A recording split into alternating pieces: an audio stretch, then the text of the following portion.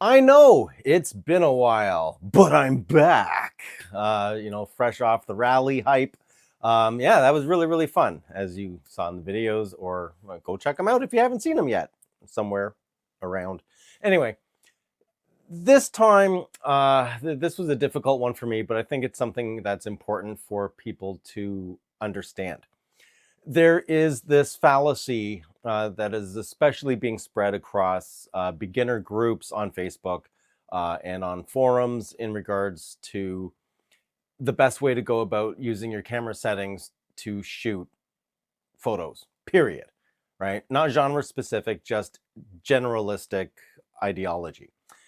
The problem is that for whatever reason, it always comes up shoot at the lowest ISO. Always shoot at the lowest ISO all the time. I see it everywhere. So I went out to do some bird shooting and, just random wildlife sort of stuff in low light with higher ISO but slower shutter speed to show that trying to shoot at the lowest ISO all the time is terrible advice. Terrible. Because the camera needs light. And if the light is not there, you don't have much of a choice. I was using the DFA 150-450 Pentax lens. So if I was zoomed out to 450 millimeters, the aperture is f5.6. Yes, an f2.8 lens would have helped, but it still would have been the same issue because the shutter speed just would not have been fast enough to capture anything moving, right? So let's take a look at some of the images here. So here we have an image that I got of a, well, chickadee. And this here is the chickadee. And you can see it's just a complete and utter speed blurred mess, right? I mean, there's really nothing happening there. Now the settings were ISO 12,800 at 1/125th of a second at f5.6. So obviously that is just way too slow, right? The shutter speed is just way too slow, but I'm already at ISO 12,800, right? Now, if I went down and reduced the sensitivity, because that's what you're doing when you're reducing the ISO, you're reducing the sensor's sensitivity to light. So if I went down to ISO 100, and I've got an exposure calculator here, that would have been equivalent or close to equivalency of 1.3 second shutter speed, which is just, you probably wouldn't have even been able to see this chickadee whatsoever. 200 millimeters on this one. So even at 200 millimeters with a 1.3 second shutter speed, hand holding, this wouldn't have even really been picked up very well either, right? It would have been slightly blurred as well. Yeah. So I'm going to go through some images now that you have this idea of, the lowest ISO is not really the greatest idea because it would have drastically extended the shutter being open, right? So the shutter speed would have had to been lower to allow enough light for the equivalency of 1/125th of a second at 12,800 ISO. However, this was already too slow. So 12,800, saying if it was a brighter scene, because this was pretty much right at sundown. So if this was a brighter scene and this would have been enough shutter speed to freeze the chickadee, if I had actually shot this, at ISO 100, then it would have been 1/50th of a second, right? Which still, I mean, it just would not have been enough whatsoever, right? So let's just go through some images and I will leave the info panel up. So static subjects were okay. They were fine. right? Not a big deal because they're not moving, right? But let's go through. It's got a little sunflower in its mouth. So here, once again, cannot capture and freeze the chickadee. And this was again at 1/125th of a second at ISO 12,800 f5.6. So if I had dropped the shutter speed down, it would have been about 1.3 seconds to get to ISO 100, right? And same with this, just not enough shutter speed, which means the amount of light reaching the sensor would have been minimized, which means you need to increase the sensitivity. So this would probably, I'd be looking at, I don't know, ISO 400,000 or something insane. And again, these were at 12,800 ISO as well, 1/100th of a second. And the other thing that a lot of people don't realize is the fact that with head movement,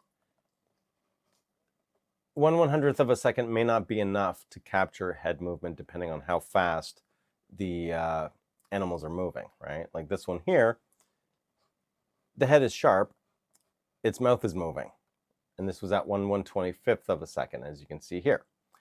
And this was again 12,800 ISO, but it still wasn't enough shutter speed. But I didn't want to go above 12,800. So I still wanted a bit of that extra clarity. I could have pushed it to 25,600, but I just didn't want to. Yeah, so I mean, some of these work, some don't, depending on the motion blur. Let me just go back a bit here. And here's another example. So this goose here, you can see the head is good, right? It's nice and sharp. This was at 1/125th of a second, ISO 2500. And as we start going down, you can see it's all blurry. This is not out of focus, it's in focus. It was walking.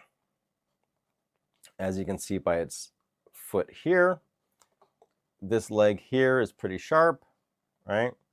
So as it was walking, it was doing one of those bizarre things where, they go, they're doing the thing, right? So as it was walking, the head was still, right? It was just the rest of the body was still in motion. So again, sometimes you just, in order to capture those things, you need a higher shutter speed to be able to freeze everything. I was fortunate that its head stopped moving. I was just able to capture that, but everything else is blurred, right? So, this whole idea that, just shooting at the lowest ISO that you can is just not very good advice, right? And this red-tailed hawk, 1/800th of a second. It was in pretty close proximity. I shot this at 450 millimeters, ISO 640 for this one.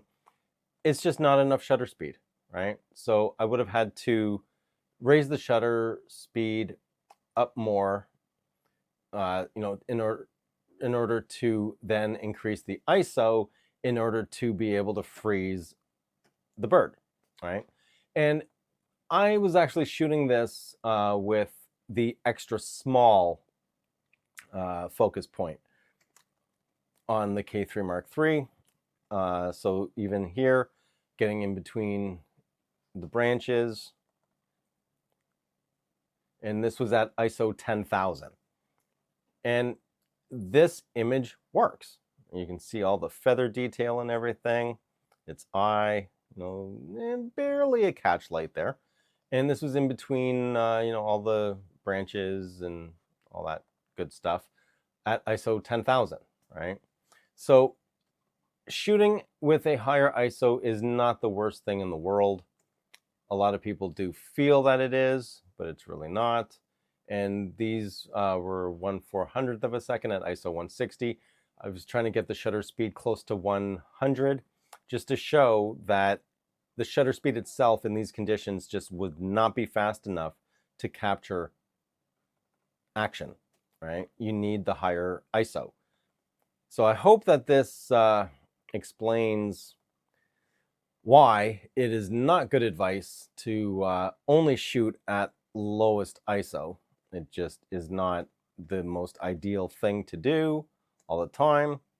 Now, the nice thing about the extra small focus point is I could still maintain focus, even shooting through all these branches.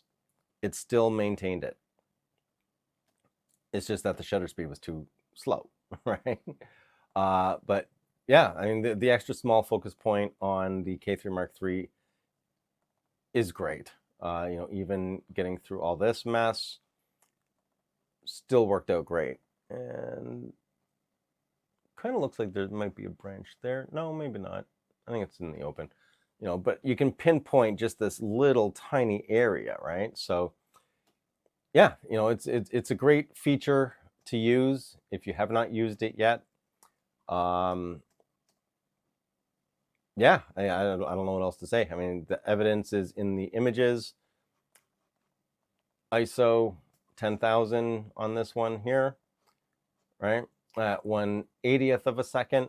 Now it starts to run. I'm still at 1/80th of a second, and this is 12,800 ISO.